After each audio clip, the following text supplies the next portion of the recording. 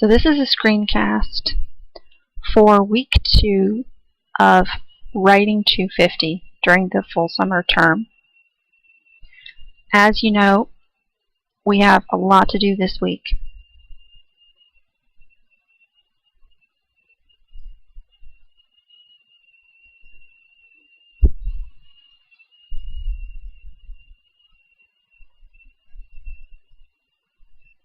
In week 2 of the content area in Blackboard, you have a number of tasks. Now I realize this may be a little daunting. It may seem like a lot. And this is in part the price we pay for having an easy first week and a half. Pay now or pay later. While this may seem like quite a lot of work, it's all necessary. It's small parts, small homework assignments that together will give you the experience that you need to do the first of the major assignments in the course. As you can see on Blackboard, these tasks are due by the 16th of June at 11:59 p.m., which is, of course, Sunday, and they will disappear from Blackboard after 11:59 p.m. on the 23rd, a week later. So they'll be late after the 16th. They will be gone, and you will not be able to complete them after the 23rd of June. Please read the materials that are listed and listen to this before completing any of the homework. And you must complete these tasks in the following order, or you won't understand the assignments because they are in a very specific sequence. So, read chapters 4, 5, and 10 of Entering the Academic Conversation. Chapter 4 is about developing a research question. And this is very important as we begin on our research for the rest of the course. Choose carefully, because whatever topic you select, you are going to spend, the next month and a half with it. I hope, goes without saying, that if this is in your major, I hope you find something interesting, or I would suggest perhaps you're not in the right major. So, as you'll see, many of the assignments I've selected all feed into upcoming assignments that will be later in the semester. So read chapter 4 about developing a research question. Chapter 5 is closely related. It's about locating and evaluating sources. I want to stress here, as I've stressed elsewhere, a few things. APA style. Many students don't care for this. They're more familiar with MLA style. That is not the style we are going to use here. There are fundamental differences between the two styles, and I guarantee you that every single major that is enrolled in this course, this being a writing course for non-humanities majors, every single discipline that is enrolled in this course, everyone who's listening to me right now, if you look at the academic journals for that discipline, they're going to be largely in APA style, at least as a secondary form. You should know that there are over 300 styles. There aren't just, say, 2 or 3. However, APA is presently the most commonly used academic documentation style. So that's why I've had you do the hacker quizzes. That's why I require you to do APA quizzes, and you would do well to do those right off the bat. They're very short. They're 5 questions, and remember that you can take them until you get 100 on them. So I would encourage you to take them repeatedly until you get 100 on every quiz. That way you'll get 100% as 5% of your grade. All I'm going to be looking at with the hacker quizzes is that second column that says last score received. So I don't care about your average. Your average does not interest me as long as you complete all 40 quizzes. All 40 quizzes, take them until you get 100 on all of them. Do the APA ones first. You'll need it. You have to use APA style. It's part of what you're graded on. It's not very difficult, and typically students complain at the beginning they want to use MLA, but you'll quickly see in the databases that that's not what people use. Moreover, by the end of the course, students typically are just so proud of themselves. They know APA style inside and out, and oftentimes I see them later on campus or elsewhere or hear from them, and they are grateful that they learned this style because it's the one they have to use in future courses in their discipline. So that's my little pitch for APA style.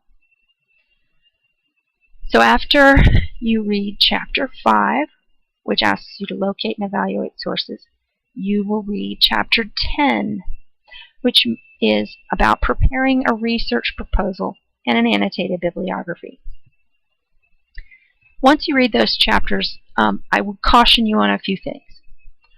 The textbook has some slightly different statements that I don't want to mislead you. Understand first and foremost, every single source you use in this course must be academic. What does that mean?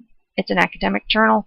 It's a peer-reviewed journal. It comes typically from the university databases, accessible only through the university with your username and password. This is something else you'll become quite familiar with. It is a wonderful skill to have, as I've mentioned elsewhere. By virtue of the fact that you're enrolled at this university, you have access to literally millions of articles. Not all of those are academic. However, there is a selection pane on the left in the databases that will say, depending on which database or which search engine you're in, it will say peer-reviewed sources or academic sources. You must always check that. Popular sources are not allowed, and if they appear on one of your larger assignments, it will seriously hurt your grade because this is not the kind of sources we're using. What are examples? This is in the assignment description, of course, where I discuss this matter, but Academically Adrift, what I've given you, it is an academic source, but People Magazine, not academic. Time Magazine, Newsweek, the New York Times, any newspaper, none of these are academic, and you may not use them. If it is not a peer-reviewed academic journal from the university's database, now there are some exceptions, particularly for those of you who are communication sciences and disorders. You have the ASHA website, and typically they have academic articles posted on that website that will be very helpful to you. But part of the skill that you are developing in this course involves your ability to do research, to go into a database and select the right parameters so that you get sources back, you get returns, you get hits that are about your major. I'll say it again. Everything we do in this course is going to be related directly to your major. If you're in education, you'll be writing about issues in education. If you're in communication sciences and disorders, or accounting, or criminal justice, or social work, I'm sure I'm missing somebody, but these are typically the majors I find. I have taught this course this way for many years. There are plenty of scholarly articles in your discipline. I'm even fairly familiar with the issues and the questions and the debates that you will likely encounter once you go into the databases. But you yourself must learn how to access that information, and it involves looking at different search boxes, knowing the terms to put in that will be successful. There is something out there for all of you, and one of the first assignments we do in kind of a step towards the topic proposal is simply a search if you've looked at the homework regarding researching your discipline on the databases, it simply asks you to go into the databases on the J.D. Williams website and type in your major. Or perhaps if you are exercise science, you might type in physical therapy. There are some examples. But try a few terms and literally see what comes back. What are people writing about? Make sure, I should say it again, on the left, before you put in your search term and check scholarly articles. There are a number of things on the left. They're called delimiters. They're little boxes you check that can mean the difference between 1,000 hits that have nothing to do with your topic and 50 hits that are right on the money. You want the second one. What happens in a Google search? You may not do a Google search, by the way. You have to do it through the university's databases. I will try to do another screencast about that, just showing you kind of the process, how you go in. And I'm a little sketchy on it now because they've just changed, of course, the whole Ole Miss interface. I mean, it's not that different, really, especially once you get into the databases. But it's just something you need practice at. I'll say it over and over. Don't put this off. Look at all this stuff. This is a lot of work. That is one of the reasons I put it up early. But if you hang in there through this week, the rest of the course will be light by comparison. We simply have to get to the topic proposal by the end of this week, and this is what it says on the syllabus.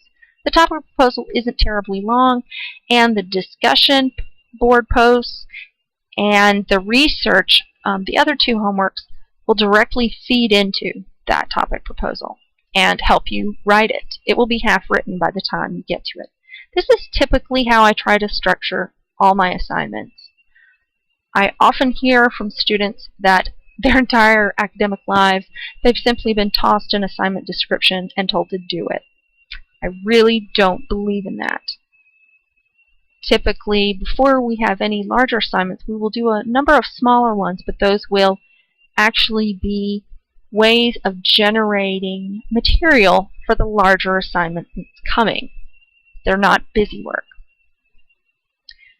Also, I will mention that we have two more small homework assignments with regard to academically adrift. And I don't want to talk about this too much because I want to wait till you've completed the homework before we really start to talk about it. I don't want to put any ideas in your head or give you a sense of how you think perhaps I want you to interpret it. If it makes you angry, it's kind of supposed to. It made everybody angry. Think about perhaps why I would give you a document like this initially in the course and ask you to do 3 specific things to it. First, I ask you just to read it and tell me what it says without putting your 2 cents in. This may be difficult. It's supposed to be, but it's also good for you. You should not ever really attempt to dissect, analyze, or critique a piece of writing that you don't understand fully. And to understand it fully, you need to separate your personal feelings about it, perhaps. Not all of them will be this incendiary. Not all of them will be this upsetting. But there are some explanations about it coming. So just hold off in that first one that's due last week. This week, however, I give you 2 reviews of the book. This PDF is a report that preceded an actual academic book by scholars at different universities, and it presents essentially the same information in condensed form. Later this week, I tell you that you can go all out. You can give your opinion on academically adrift, but first I have you read 2 academic reviews. Again, these are reviews that appeared in academic journals. And these reviews, one's largely positive and one's largely negative. And so